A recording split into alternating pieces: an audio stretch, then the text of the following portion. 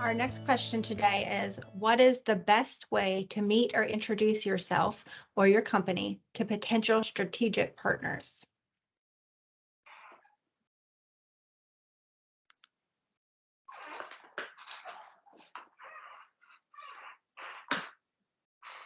Well, for me, I think this group is sort of the approach where connectivity in the industry, being introduced as someone that's credible, experienced, as opposed to direct outreach. I've always found in this space not a lot of success picking up the phone, getting an answer, and going through that entire traditional sales cycle. I think the health space requires, um, a much higher degree of credibility, and being introduced, or just having a presence in the industry is so much more valuable than any sort of direct outreach. And I think that applies to events as well. If you go to an event and you're someone that has some sort of presence, even in a small way, it just gives you the ability to have conversations that you normally wouldn't be able to have.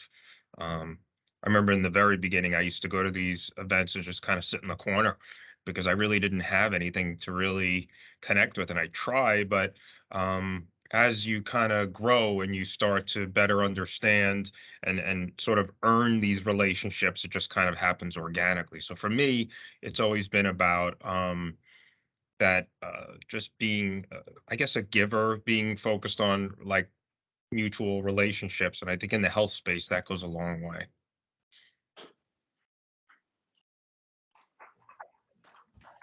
Gary, along those lines, one piece of I guess strategy or process that we've had good luck with is having, I guess, the good graces of the corporate side be a fan of ours. And it's oftentimes where it's those corporate representatives are the ones that are doing the introductions that you just spoke about to their regional plans or state plans for us. Just 2 months ago, I had a corporate partner give me a call and say, "Hey, we're expanding to these 3 states. Can you help us out?" And of course, my answer is yes. And luckily, we're already in 2 of those 3. So the pickup for us is pretty minimal. So being able to have that champion in your corner to spread those introductions has been invaluable and allowed us to really grow with those partnerships. So I would just echo those same sentiments, that you really need somebody that is a fan of yours and that you're willing to bend over backwards for without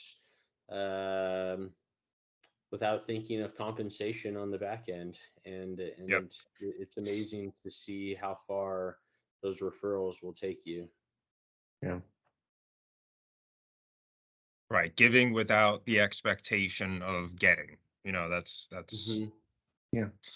Exactly. I agree. I mean, just both Gary and Spike, I mean, you touched on a few things, and in my experience, that's worked well, right? With referrals and knowing that the excellent work that you do does pay off, whether it's immediately, well, both immediately and long-term down the road.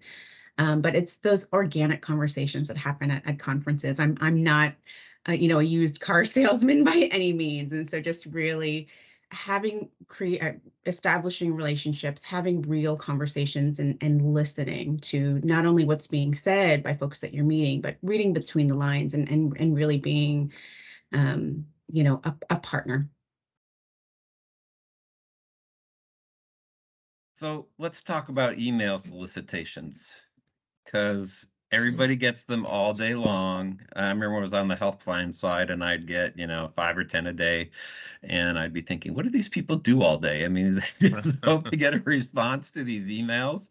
And so now I'm in business development. So I've actually developed a database of about 700 executives in the industry. And I send out an email every month with a different spin on it. And I know the return rate's going to be really low. I'm not surprised that it's less than 1% or less than 1%. But that 1% has led to 2 or 3 clients. So even though people poo-poo email solicitations. I still think there's some benefit there. And depending on your product, it might be very worthwhile to, continue to send those emails out and see what hits and what doesn't.